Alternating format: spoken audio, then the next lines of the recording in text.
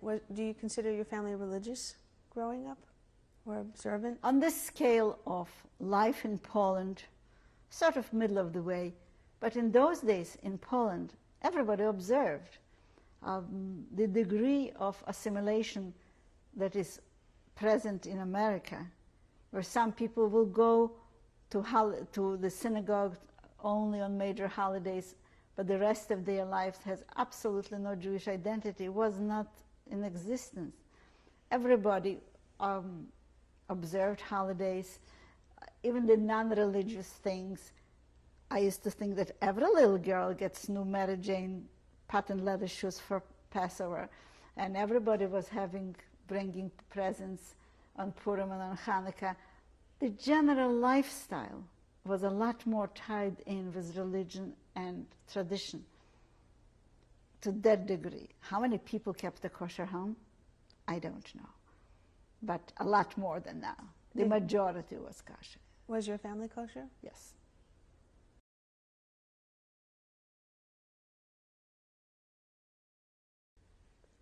At what age were you when you started to notice a change in your lifestyle with the advent of the impending war? Oh, that was just in summer of '39. What happened? And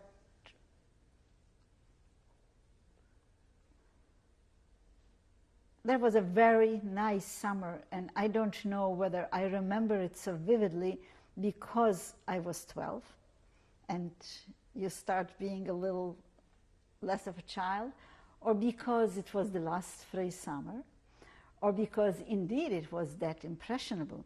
But we were at a summer place, which was very much like here, you know, bungalows, day camp.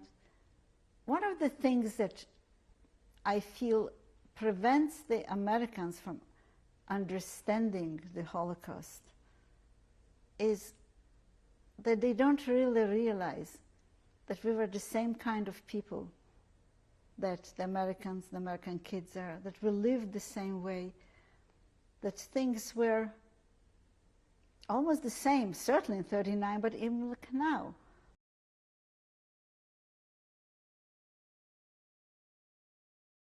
Then one day, they surrounded the school and arrested all the kids and started negotiations for enormous amount of money and jewelry.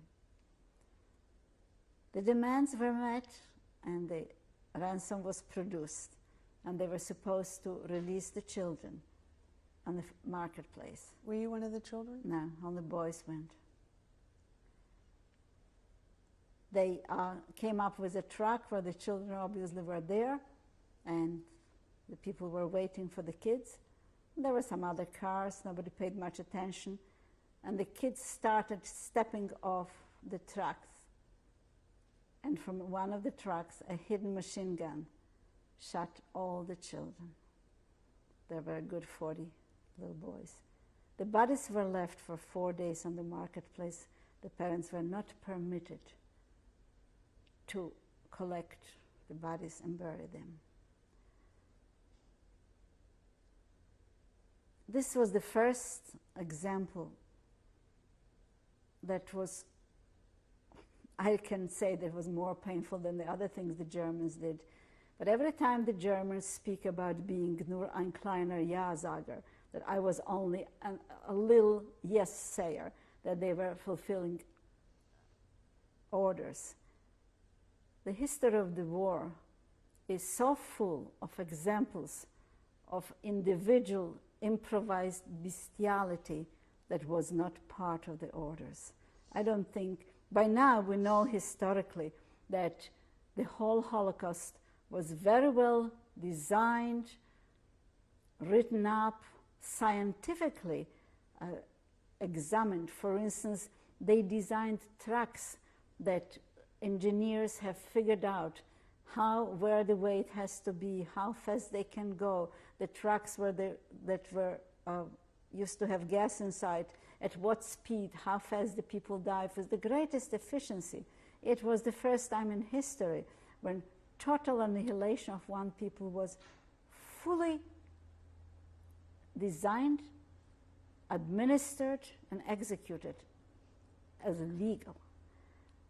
But I am sure nobody's written down the story about get the kids, shoot them, and leave them for 4 days on the marketplace, lying without permitting burial.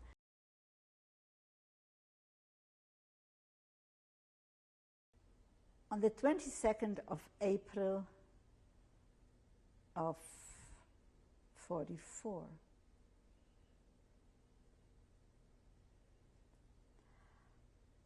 it has to be 44, somehow the rumor spread that they are going to take away the children. There were about 4 children, smuggled out in various ways. I stuck my sister into a niche that was like a well around the chimney on top of the roof. And I told her to be quiet, and it was amazing how very cognizant the little children were of the situation of not being visible. Once one of the German SS girls found her on the floor. We used to try to keep them out of sight of the Germans, so that not to remind them of the children. And she said, "What is one stick papier?" There was a little piece of paper that I picked up. Mama was the cleaning lady on the floor. They were so aware. The child sat without making a noise.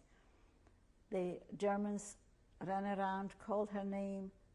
They did not find her. She did not make a noise. What, were you cleaning a house? Is that it? No, the barracks. In the barracks? Yes. But we don't know how, because somehow they found her. Whether somebody saw it and betrayed her, I don't know. They found her, they carried her out, put her on the truck downstairs that was waiting. I was on the 2nd floor pretending to clean. I jumped through the window. I still have a big cut on the thigh because I wanted to go with her. But they just hit me with a bayonet, and I must have lost consciousness. I don't know. I saw the truck driving off and her yelling to me and to Mama, but she saw me. And all my life I felt that I failed her.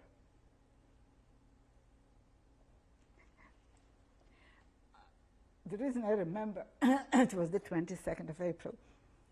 We arrived in the States on the 22nd of April, 47, but we never celebrated it because it was the 22nd of April. Later on, after the war, we went to Auschwitz, and we found her name on the wall. They were all together in that transport, about 10 children. Among them, the oldest was the 12-year-old niece of the poet Peretz. Her name was Anne Peretz, and she was sort of the leader, the caretaker. She wrote the kid's name on a wall, and the wall was in the barracks next to the ovens. So we pretty much know what happened to her.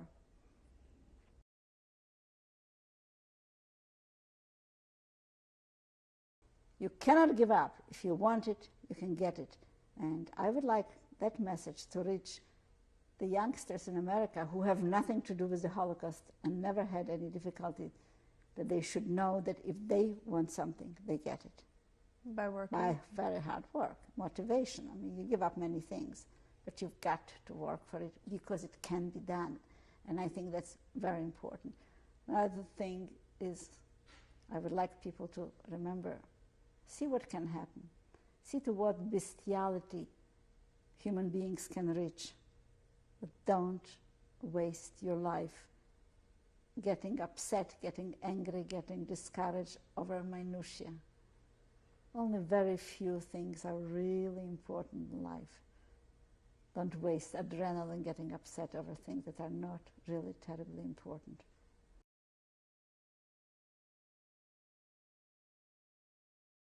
But I am not a full person. You would look at it externally.